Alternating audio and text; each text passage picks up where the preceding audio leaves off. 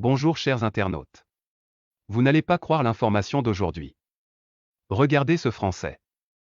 Vous l'avez bien vu. Regardez le même Français au milieu des djihadistes. Regardez le même Français avec Emmanuel Macron. Vous l'avez vu? Regardez-le avec les généraux de l'armée française. C'est lui qui fournit les armes aux djihadistes, c'est lui qui donne toujours la position de l'armée malienne, c'est lui qui transporte l'or de l'Afrique vers l'Europe. C'est lui qui est l'espion redoutable dont on vous a parlé il y a bien longtemps. Il se nomme Bernard-Henri Lévy. C'est un espion français le plus grand, mais il se promène partout avec le nom écrivain, ou philosophe ou journaliste, Bernard-Henri Lévy.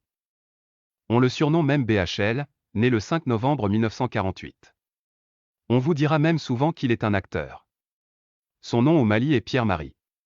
Au Niger on l'appelle Michel. En Centrafrique Jean-Yves. Au Libéria il s'appelait Antoine. Dans des endroits il est journaliste souvent acteur. Il a étudié à Institut d'études politiques de Paris, lycée Louis, le grand lycée Pasteur de Neuilly-sur-Seine.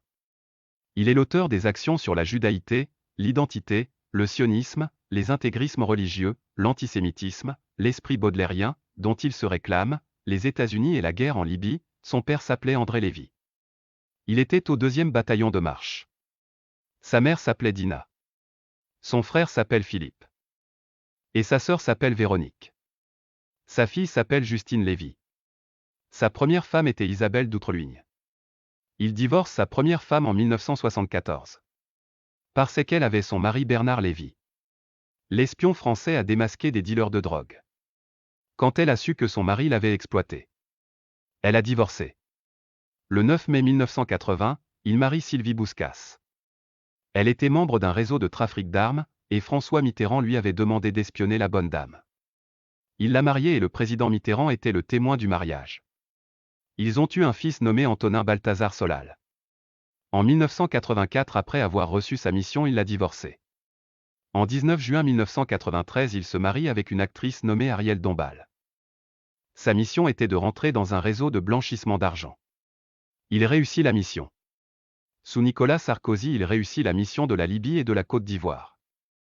Il a permis d'arrêter le président ivoirien Laurent Gbagbo, et il a permis la mort de Kadhafi de la Libye. Sous François Hollande, il a pu s'infiltrer en Syrie et distribuer des armes pour que les Syriens se tuent. Il a réussi aussi. Il était là-bas en tant que journaliste depuis 1978. Il fait des va-et-vient entre le Mali et le Niger.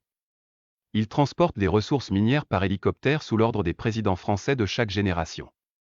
Aujourd'hui, il travaille avec Emmanuel Macron. Méfiez-vous des Français espions. Emmanuel Macron osera venir au Mali avec le dévoilement de ce visage? Il est vrai homme fort de la sécurité d'État français.